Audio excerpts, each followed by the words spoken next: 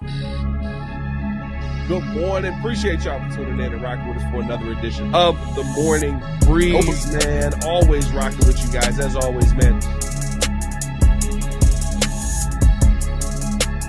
Outside of me, I got my guy, Mr. Media himself, Jordan JC, in the building.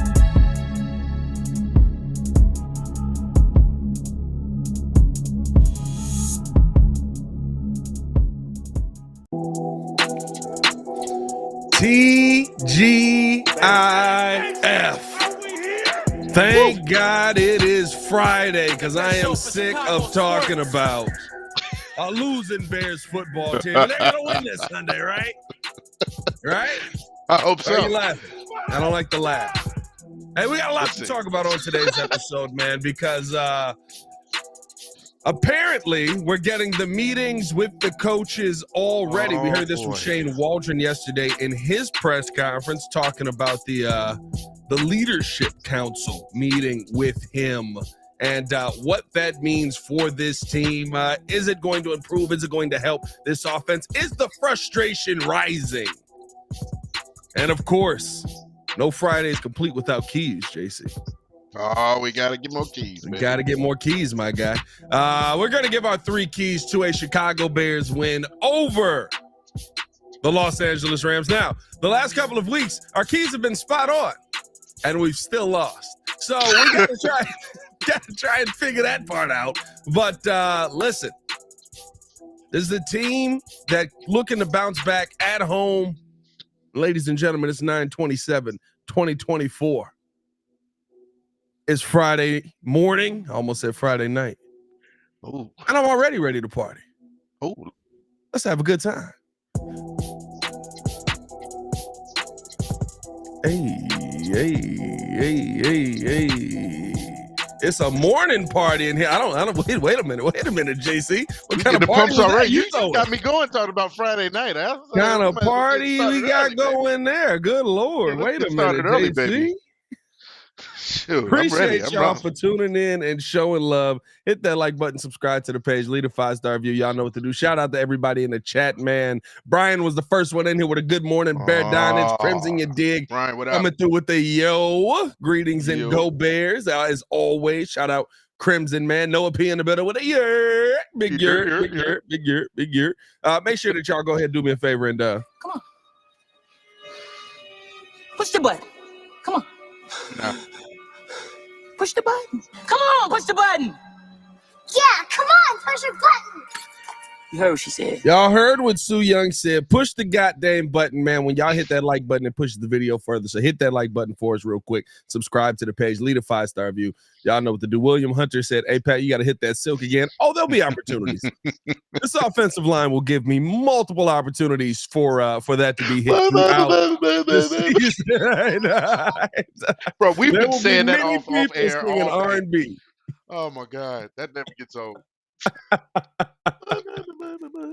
How you feeling this morning, Mr. Meaty? Oh, man. Feeling good, feeling great. Hey, man, I had a good time with you out in Kankakee yesterday, man. It was a good time yesterday out in Kankakee. It was nice. You know, I had to raise the population of the black community in Kankakee up to 4. By 4. Yeah, by it was me and Kid, and then one other brother walked in, and we was like, hey, what's going on? Okay, we all right now. Me, you, and Kid had a great time out in Kankakee at the ESPN event out there. We're going to be doing another one on Saturday. Tim was throwing darts, dog. Did y'all see? Hey, man, I don't like Tim. Bro, a little too accurate, man. I had the 70 right there. I had it in the palm of my hand. So basically, we did like a Pop-A-Shot football thing last night where if you were able to get 10 footballs in the top, you got 70 points. 70 was the max you can get. You got 10 tries. Right? Tim comes in. He's like the second dude to do it. He gets 70 immediately. Foul. And now all of a sudden, like, people are just like, they keep trying to get this 70. So we got about 5. Jordan got 70. Kid got 70. Nice young lady named Peyton ended up getting 70. One more person came in. Her husband. Brandon, her husband, ended up getting 70. Yeah. And so, like, yeah, I mean, it was a nice little competition. We had a little playoff at the end. Yeah. And when I tell you, this guy Tim, shout out to Tim, literally told me, he was like, I got to go home and argue with my wife or my fiance real quick about some wedding stuff. went to the crib, comes back, laser focus, 10 real quick once again. Dude, in a row. Dog, nothing. Stone face. We hyping him up. He's like, you goddamn right I did. What are you doing? Brady face, dog.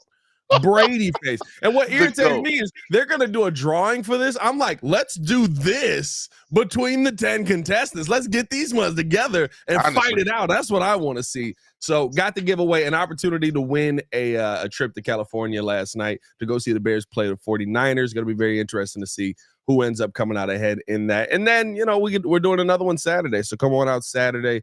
That one is in Mokina. I will get the location for you while we talk football because I can't think of the location off the top of my head. But Jordan JC, the Chicago Bears had an opportunity to go out there and get a win, and they didn't. And it fell on the back of the offense. Mm-hmm. And today we hear, or yesterday I should say, Shane Waldron, the first thing he talked about was a meeting with the leadership council that basically to voice some of the struggles that this offense has gone through and some of the struggles that they hope to work through, because you do have 4 offensive players on that Chicago Bears leadership council who are, the prominent players on the team. And of course, Mercedes Lewis is on that council. DJ Moore on that council, Caleb Williams, all that stuff, right? Like they're the main guys that you need to see are on that council. And they had a meeting with Shane Waldron about, where the offense is failing and what they need to do to get this thing going. Does this speak more to you we're all trying to pull on the rope in the same direction, so we got to help our coach out? Or does this speak more to you on the frustration growing and we got to get this right now? Which would be a little bit surprising because even with Luke Getsy, with all the frustration growing, they maintained it's not a problem face. Yeah. And we're now 3 weeks into the season, about to be 4 weeks into the season, and this is not maintaining. There isn't a problem here. I feel like you can kind of say it's on both sides. You can kind of say, well, you know what, you appreciate that there is a bit of a leadership council with the players. We've talked about it before in previous weeks that, you need the players to step up. You need certain voices to be heard in the locker room that aren't the coaches, that aren't the front office, to be vocal when things aren't going the right way. We heard Kevin Byard in the first couple of weeks talk about adversity and trying to fight through adversity and meeting that challenge.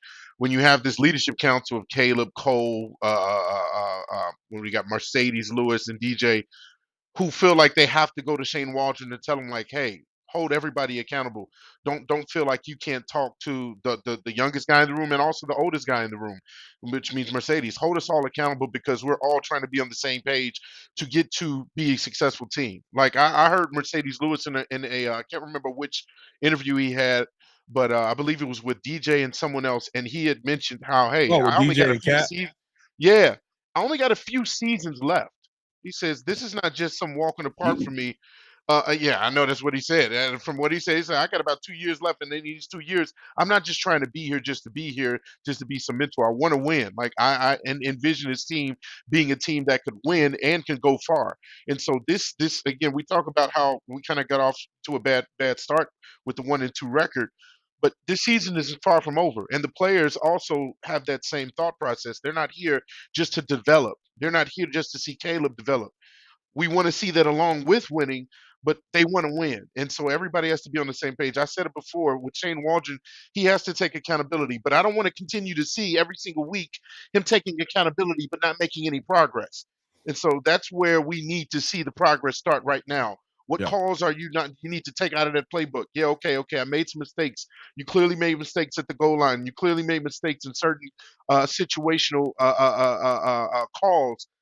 Are you going to improve on that? And what are the players holding you accountable for? So that I appreciate that, but we need to see improvement. Yeah, I think that's the thing. We keep hearing it, and once again, yesterday he takes accountability, right? Yeah. Which cool, good job. Glad that you're taking the accountability. But again, by the way, over 100 in the chat. Oh, 100. But I'm glad to see that you're taking accountability. But you also need to be taking this thing seriously and realize you don't have 10 weeks to get a good grasp on this offense and 10 weeks to implement exactly what you want in place. You're not getting the offensive line that you thought you were going to have to start this season, which you should have been prepared for this because you've been watching this offensive line all along get decimated in practice by a great defensive line. A good defensive line. I'm not going to say a great defensive line just yet, but some pieces on that defensive line that are really, really good. And especially Montez Sweat, seeing what you saw out of Javon Dexter, Andrew Billings being able to do what he's been able to do. Like when you saw that, you might have needed to go, hey man, maybe we need to adjust some things here a little bit to put Caleb in a more favorable situation versus some different defensive lines. And I get you're going, well, this is one of the best in the league, but these are adjustments that should have been made, and it shouldn't have come to your leadership council having to come to you and say, hey, listen, we got to have a conversation on, what's going on with the offense and how we can get this fixed right away. Because here's the thing, you're already having the conversations with DJ and Caleb. The fact that the leadership council felt the need to come to you means that they think that this is a serious problem, that the players, that the coach is just putting guys in bad positions to go out there and play. And listen, he is. I mean, like there's certain things that are at talent level, right? We were laughing about it yesterday, right? Coleman Shelton just isn't talented enough to stop guys on the other side. And the prime play that you got to look at is DeAndre Swift. I think he's running outside zone. Guy can't get to him, so he just throws Coleman Shelton at him. Like that's a wild thing to see. You know what I mean? There you go. I can't reach him.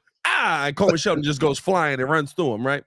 That's a wild thing to see. But then there's other moments where these are moments that could have been fixed. You putting DeAndre Carter out there versus a dude that he's got 100 pounds less on. Hey, that's just common sense. That's not going to work. Throwing the speed option play in there. You need to be better in that moment. And again, like I don't think that it's the end of the world, but I do think that this leans more towards frustration. I do think that this leans more towards, hey, we have all of these weapons to get this together. You have to get this together. Yeah.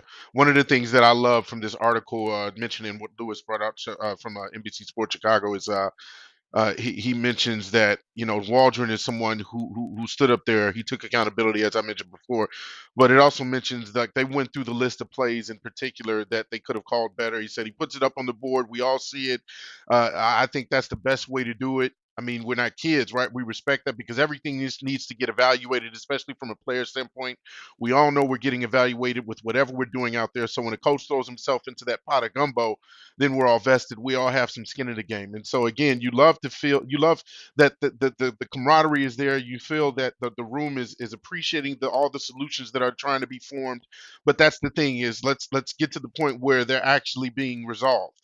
It's one thing and it's one step to say, okay, where's the problem? Okay, this is the problem. We see the problem.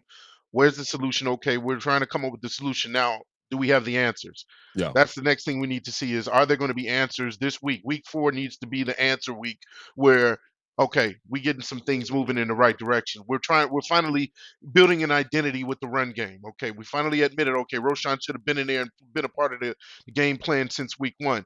But my thing is, okay, at a certain point, which is why I said Waldron needs to be on the hot seat, going further, if this doesn't turn around quickly, is because these are conversations and things that should have been hashed out and had completed before the season started. You know what I'm saying? These are things that are preseason issues. These are training camp issues that we should have seen in Hard Knocks. That's part of what Hard Knocks should have showed us. How can we get our game plan together? So that I don't want to give too many excuses again to Waldron. I need to see him get himself on the right page.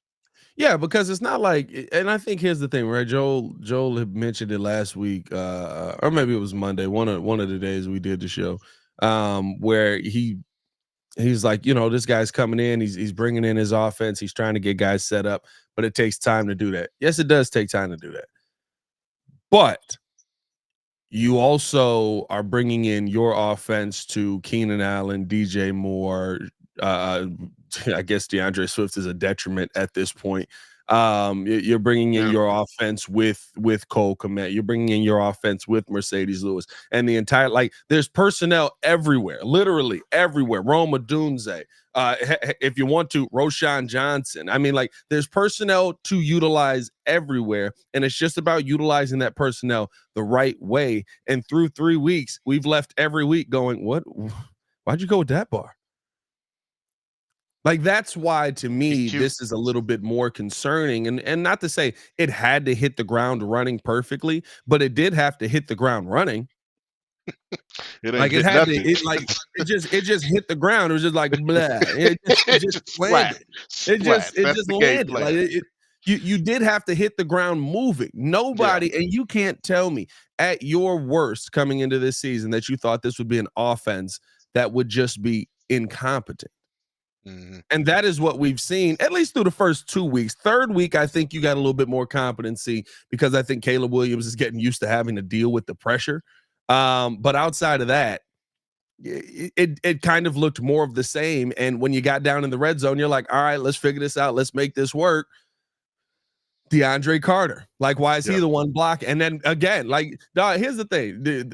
I love that the leadership council called a meeting because so many players were just getting tossed around in that game because they were just in no-win positions. I mean, even Cole Kmet. Yeah, I mean, listen, I know what we want Cole Kmet to be. I know what we would like Cole Kmet to be. Cole Kmet shouldn't be blocking Leatu Leatu.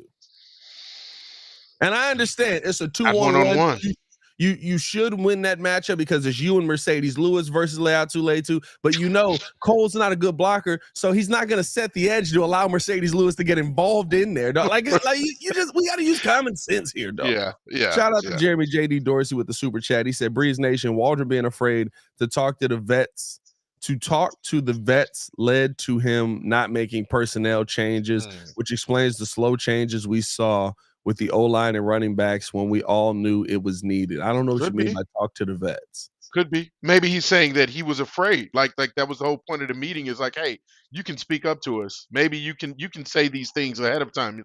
You have the power and we're all going to listen. Maybe he feels because he's one of the new guys in the building, he's like, oh, I got to kind of walk on eggshells in a sense. And they're telling him no, crack those eggshells. I'm gonna be real with you. If you're a head coach or you're an offensive coordinator and you think that way, we got the wrong guy. It's already on the bad foot, guy. Bro. If your offensive coordinator is walking around on eggshells around the players that he has to coach, we got the wrong guy. Oh boy. We got the wrong guy. But no, I think that the things that you want to see fixed most, and for me, you can't fix the offensive line. No. So you've got to fix the things that you're not going to shoot yourself in the foot with, i.e.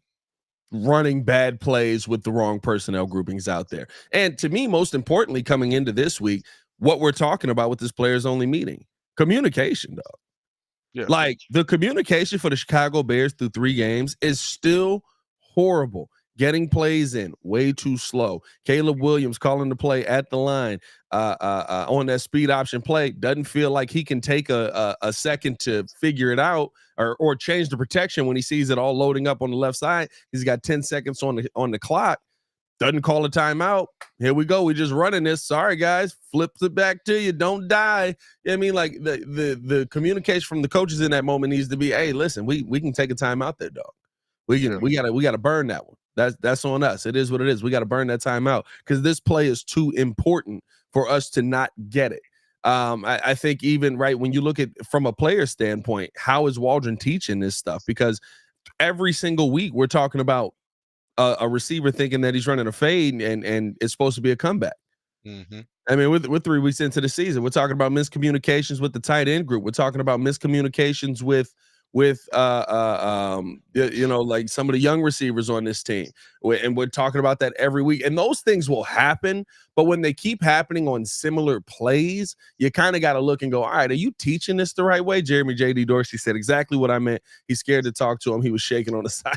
Yeah. Oh boy. I don't know what the shaking is on the sidelines, bro. Somebody needs to ask him about that. Bro, you okay? Is it just adrenaline? Are you eating sugar on the side? The energy of the game. It's what's going on, bro? Is it a little, we don't want to talk about it. What's happening there? What's happening there? No, but I love the fact, and you've mentioned it before. I mean, like, what are the principles of this team? Eberflus talks about the heads principles, but I think the one that they need to really keep in mind, as you mentioned before, is kids. Let's get the kids principles out the way, keeping it simple, right? Like that's the biggest thing, is that when it comes to these play callings, Shane Waldron, every offensive coordinator, every person that kind of comes into a new environment, they kind of want to put their stamp on that environment. I understand, you want to get cute, you want to be like, oh man, wait till they see this play that I got up my sleeve. Ooh, they're gonna like this. I'm gonna make a name for myself, like think that what Gavin said. Oh, I'm about to make a name for myself. Ooh, you know Like, how long I've been waiting for this? Ooh, I'm gonna make a name for myself here. shout out to Channing Tatum. No, It's like you want to stand out. I understand you want to be unique, but at the same time, sometimes it's just about, hey, do the thing that has been working for years in the NFL. You get to the goal line, run it straight up the gut. If you want to do Wildcat, okay, use Roshan Johnson. If it doesn't work the first time, do it again and just go straight up the gut again. Like, let's not get cute. Let's not do run options, speed options, whatever kind of options that are just not there for you because your alignment can't block. Like, keep it simple, stupid. That's part of what they need to keep in mind going into this week. no, 100%. And that's how I feel about it. I think that there's too many opportunities where guys try to get cute. And you know what? I'll say this. That is what I love about some of the old school coaches, because yeah, like new coaches, they want to reinvent the wheel. They want to be the innovator, and you're not innovating anything at this point. There's nothing new you're going to add. Maybe you add a play, but you're not adding an entirely new scheme that is going to be unstoppable into football right now. I Yeah. mean, heck, like you look at, right, like the newest thing that's been added probably over the last, I don't know, 20 years is the tush push.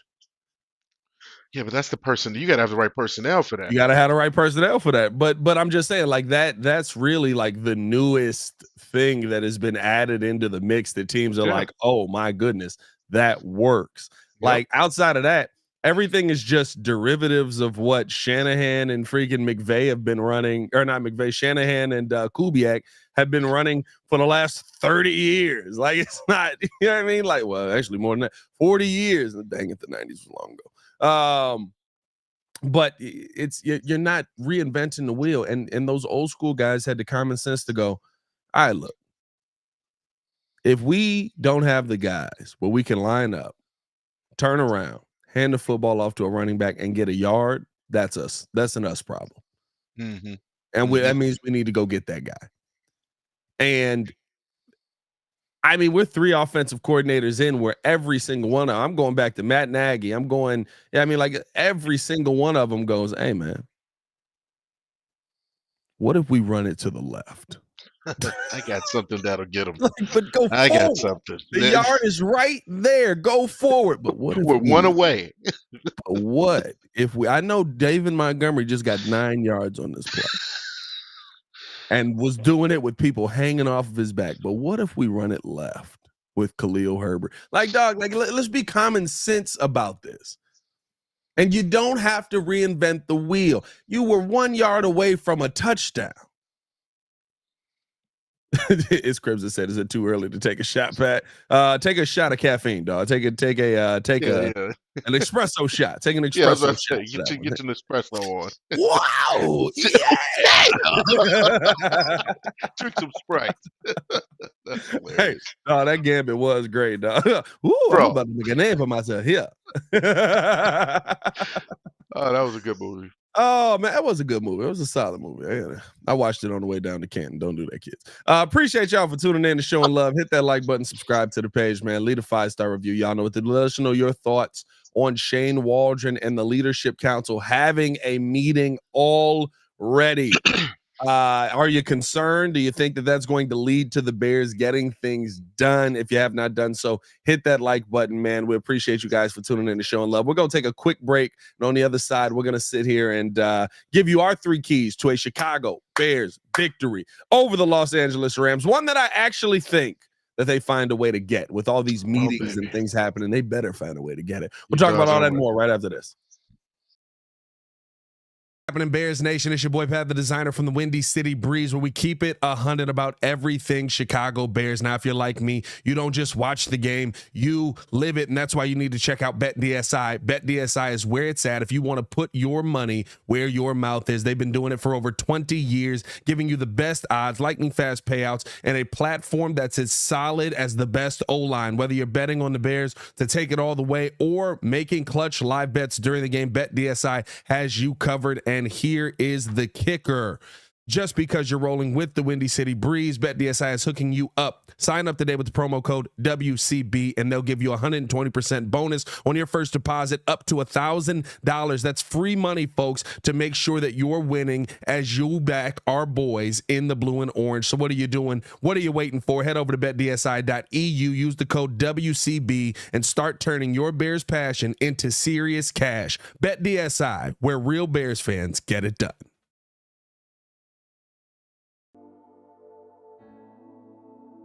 Appreciate you guys for tuning in and watching the show. Today's episode of the podcast is brought to you by Aura. Have you ever done a Google search on your own name? You'd be surprised what pops up. Your full name, email address, home address, health records, your relatives. It's all out there. And that's why I've been using Aura, the sponsor of today's video. Aura shows me which data brokers are selling my information and automatically submits opt-out requests just for me. Cleaning up my information not only helps reduce the amount of spam I get, but it protects me from hackers who could use that information to help them access my social media, bank accounts, and other sensitive information. It's really simple to set up. I don't have to download several apps or go to things like antivirus, VPN, password management, parental controls, identity theft, but you can get all of that in one place with Aura. I get everything at one affordable price as well. You may already have one or two of these tools, but not having Aura is like leaving the front door locked while leaving the back door and windows wide open. For you to be able to take advantage of Aura, we got a special deal for you here today. Stop data brokers from exposing your personal information. Go to my sponsor at https://aura.com/the Windy City. Again, that is aura.com/the Windy City to get a 14-day free trial and see how much of your information is being sold.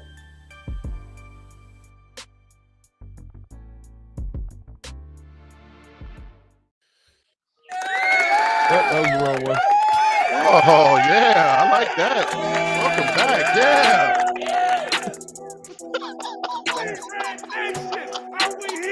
That actually worked. Hey, just an applause on the way back. Just an applause. They were so excited to see us, dog. They were so excited to see us, dog.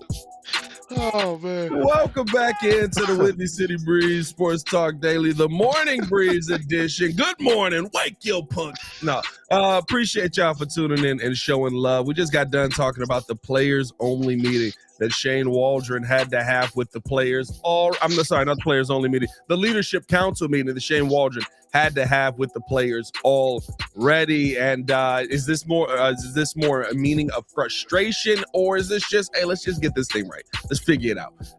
Let's keep this thing moving along. No, Jordan, as we got to give our keys to the week, because we got a game here against the Rams. Oh, yeah. That, dare I say, it's still going to be a tough game. Rams coming in here to Soldier Field. There's going to be, of course, an electric environment. There's always an electric environment around Caleb Williams being there. And listen, when you're in a position where you are 1-2, staring down the barrel of 1-3 versus a team that just came back from a 14-point deficit versus the San Francisco 49ers, you got to get it together. You got to figure this thing out. And let's hope that they can figure this thing out this week. What is your number one key to the Chicago Bears figuring this out versus the Los Angeles Rams? Number one key, first key that I have to a Bears victory over the Rams this weekend is you got to not commit any turnovers. In other words, match turnovers for turnovers with this team. And I've talked about it before. So with the fact that I feel like Matthew Stafford is a very competent, very game manager type of quarterback who you've seen in your division multiple times over the years, a championship quarterback. He's someone who is going to make sure that he puts his team and himself in a position to win more times than not. He's not going to give the game away. We've seen some of the quarterbacks that we faced in week 1 and week 3 be able to do that. You can't rely on Matt Stafford to do that, even with the depleted lineup and not having Cooper and Puka. You still got talented players like Tutu Atwell. You got Kyron Williams there, so those are players that he's going to lean on and go to often. And so I need the Bears to make sure that they're as much of a game manager as Matt Stafford. So I guess who I'm looking at is for Caleb Williams to not turn the ball over and be more stable when it comes to his passing. Yeah, I'm right there with you. That's my biggest key there as well, because I mean you're in a position right now where you can look at these last 2 games and we can point to a multitude of things why the Chicago Bears lose these games, but you can guarantee that the game is lost based on the back of the Caleb Williams turnovers that you saw in that game, especially the forced fumble, which I don't put them on him. I think that forced fumble, tough play call there. Maybe you got to see the backside pressure. You do got to feel that backside pressure. He didn't feel it at all. He's trying to make a throw. But I put that more on Cole Kmet. The interception, I mean, if it hits you in the face and the hands, you're probably supposed to catch it. But Roma Dunze doesn't catch that. But even that, right? Understanding what you have. And my key is more, it's about the turnovers, but it's more so understanding the position that your receivers are in. What is this play going to cause if it goes wrong? Right? Because I think that you have to do that with some of the passes you're making, especially in the I'm running for my life, trying not to get killed situation, which is the more likely still the scenario that he's going to be in. Jared Verse on the other side, as you mentioned, and some dogs on that defensive line as well.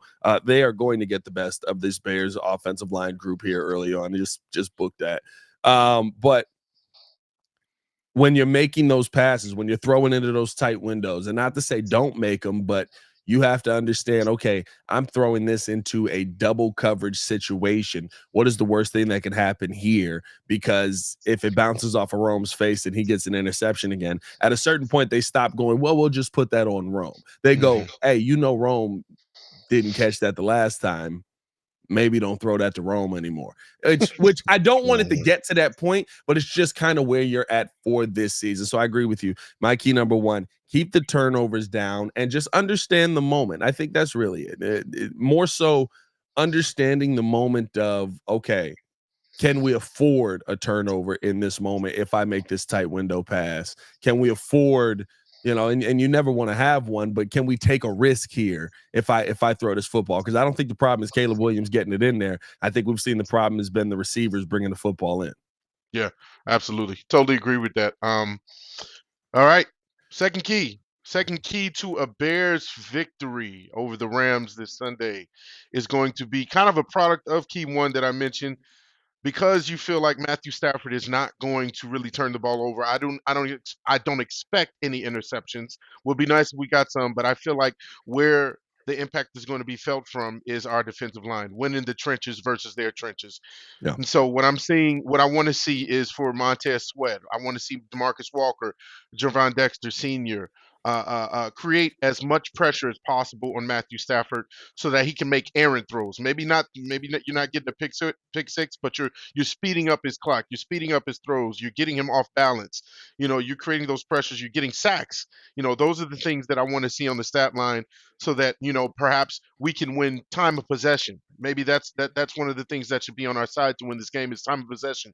You get that offense off the field early and often, and put our offense on the field and kind of play that methodical ball. That's where I feel like we can win. So Montez Sweat, I want to continue to see the sacks. He got his 1 last week.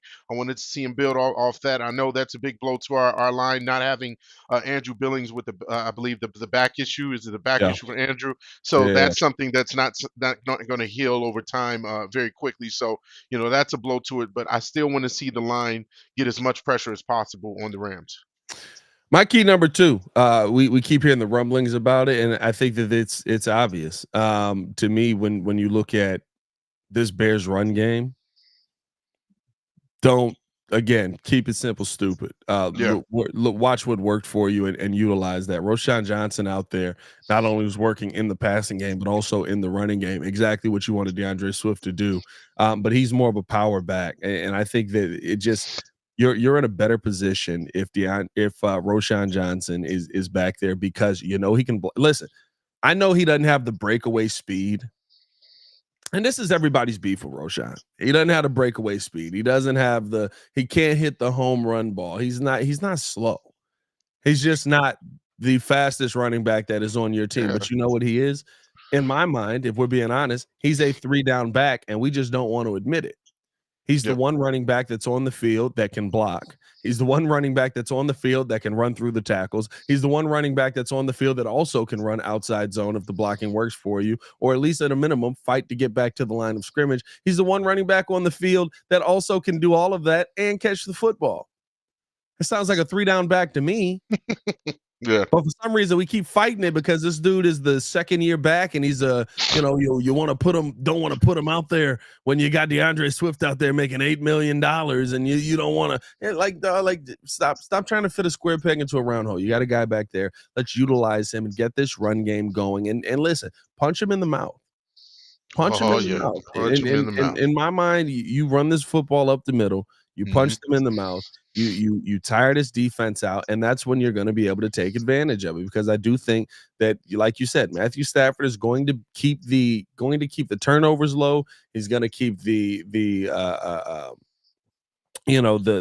ball on the field for the Rams. He's not going to be somebody who's going to be 3 and out. Excuse me, but I do think defensively, this Bears team can take advantage of Matthew Stafford and hold him to field goals throughout the day. So you just go out there, you establish this run game. That just makes Caleb Williams' life easier. Now you're controlling time of possession. Now you're controlling, the line of scrimmage. Like now you're starting to win the things that you weren't winning in the previous weeks. Make sure that Roschon Johnson is involved. Yeah, absolutely. No, I love that you mentioned the run game because that kind of goes hand in hand with my final key. Third key to a success and a victory over the Rams this weekend is hopefully now that Keenan Allen is back, we're going to see a complete passing game with him involved, and I feel like what that is going to do is going to open up so many more plays for our other guys that are talented. So you're talking about DJ Moore. I want to see Caleb, give DJ Moore a few more chances, at the yak when it comes to those short yardage passes.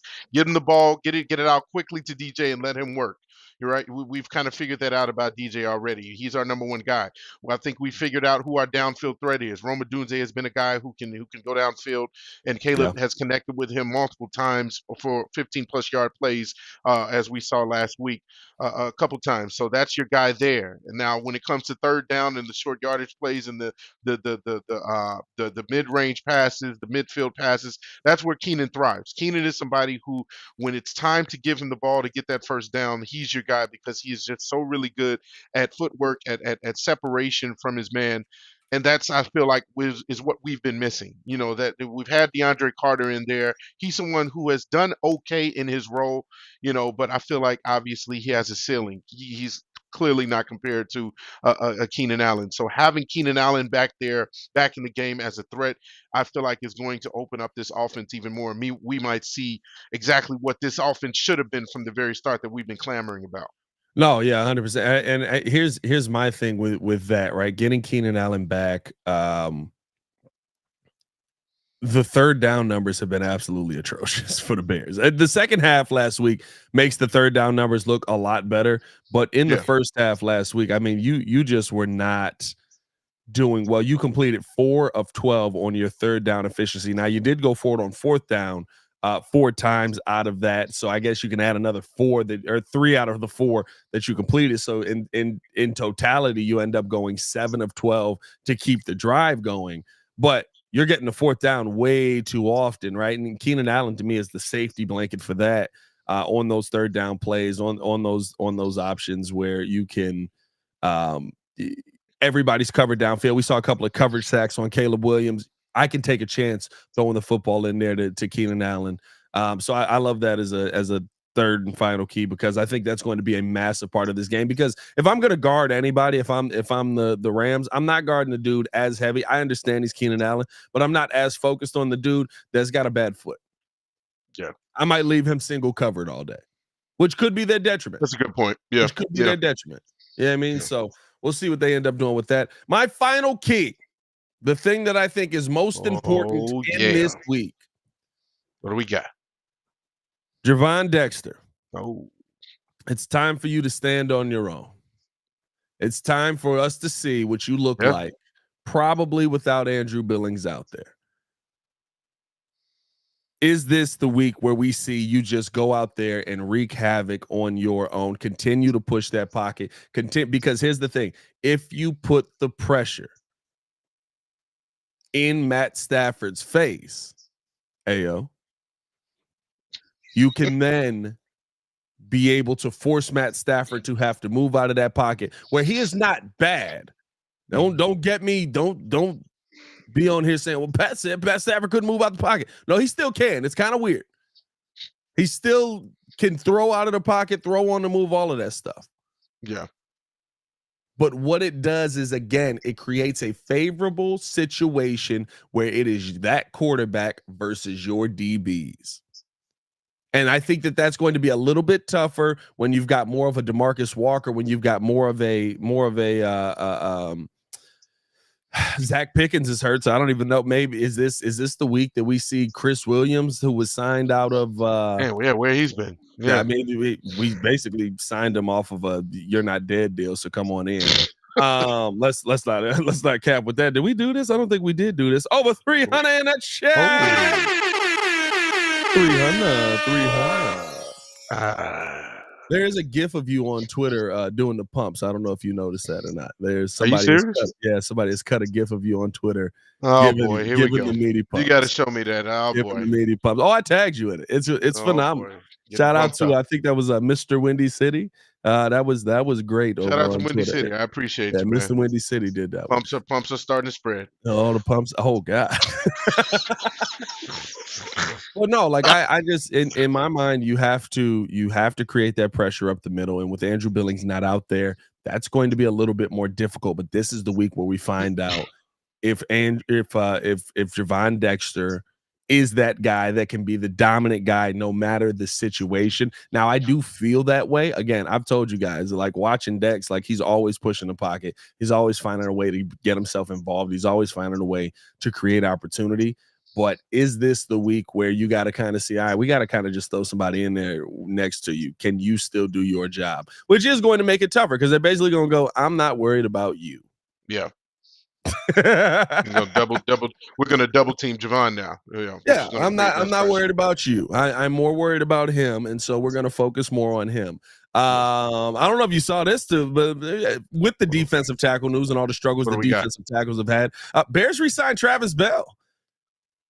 7th round pick returns to the practice squad. The little meatball himself is back on this Bears team, and you like a little Travis? Bro, I loved Travis Bell because he's got to be Travis Bell got to be 5'9", bro. Like I'm not gonna lie to you. Like let me little engine that could, man. Bro, I'm telling you, Travis Bell. Let me see. Let me pull up some numbers on T-Bell. He's the Coleman Shelton of the defensive line. I'm calling cap. They're saying he is 6 feet tall. I am calling cap. But Travis Bell. 6 foot, but 304 pounds, gets underneath everybody because he's just not big enough for you to like get up above him. I think that this kid, I was excited about him when the Bears drafted him last season. I thought he was somebody that could have made the team out of Kennesaw State, but they end up letting him go. He played with Atlanta. I don't know where he spent his offseason time this year, but back on the practice squad. I don't know if he makes an active roster just yet, but it's exciting to see T-Bell back in the building because I think that he's one of those dudes that it's just like, hey man, like you had a little bit more weight. You gotta get on the meaty diet. You gotta get on. That's right. Come on. Let's get some steaks. You got a little bit more weight than this kid. You get him about 325. Oh, You got now we're cooking. you got a guy right there. Jay Sanders said, "Calm down, Jerry Jones, dog. Hey, relax, dog. Hey, we're not doing that. We're not doing Jerry Jones out there, bro." Here's my question: did you see the Jerry Jones video? Did you happen to No. see it? What in the world happened? What are we talking about now? I must have missed out.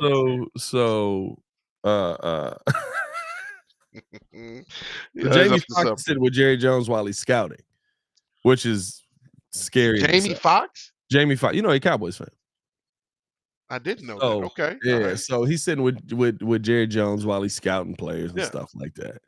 And he's on, like, I guess his Instagram live. I don't know what he was on. One of the live streaming, you digs.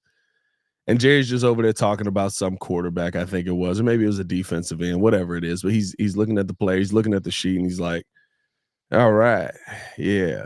6'4", like that. Okay. What we got here? All right, 320 pounds. That had to be. It was a big dude, so it had to be a freaking defensive player. 320 pounds. Yeah. Like that. 42-inch wingspan. Okay, like that. 6.5-inch meat, but he didn't say meat. And Jamie Foxx was like, "What? No, what did he say? It was like 8.25 inch." He was like, "Oh no. We got a lot of it." It's just like, yo, that's some in-depth scouting, dog. That's some in-depth scouting, bro. Like, you went deep on that. What? Who's the scout that's getting the meat numbers, bro? the talent evaluation is on a different level. Yeah, you know what I mean? Hey, what kind of talent we evaluating out here, bro? That mess was nuts. Yeah, he threw the hand size in there, bro. Like, it was like that, but that's normal. Hand size is normal. Yeah. Wingspan is normal. Friggin' weight is normal. Height is normal. Meat? I was not prepared for Jerry Jones to be out here talking about how big this dude's package is, dog. I was like, that Jerry, even threw me off. Yeah, I don't know about that. Jerry, what's going on, dog? Old Jerry boy. And who's the meat scout, bro? Yeah, who's doing that measurement? Who are you sending to go evaluate that? That's my thing. I got some questions, dog. I got some money questions. to blow. Money to blow. Hey, yo. That was nuts. I'm sorry. That was nuts. Little double entendre there. All right. Whoa. KD said he a fan. He a fan. Oh boy. Oh, dog. Appreciate y'all for tuning in and showing love, man. Hit that like button, subscribe to the page, leave a 5-star review. Y'all know what to do. Dang it, Jerry. Hey, bro. That's exactly how I felt, bro. It was just like, Jamie Foxx was just sitting there like, wait a minute. What the Y'all got Diddy or Jerry Jones on the scout team? Jerry Jones might come up on that list. I don't know. Jerry might be on the list. We know he enjoys a parlor or two. Hey, man. Appreciate y'all for tuning in, showing love. If you haven't done so, hit that like button, subscribe to the page, leave a 5-star review. Y'all know what to do. We're going to get up out of here. We appreciate y'all rocking with us, man. We'll be back today at 4, me and the super producer Joel Holt, and plenty of content coming you guys' way. Stay tapped in with us. Tap in with us over on the Chicago Bears podcast as well. Me and Tommy Waddle today. So make sure that you get that good offensive insight. We talk about Waddle about the offensive meeting as well. Y'all stay safe out there, Chicago. Bear down. One love.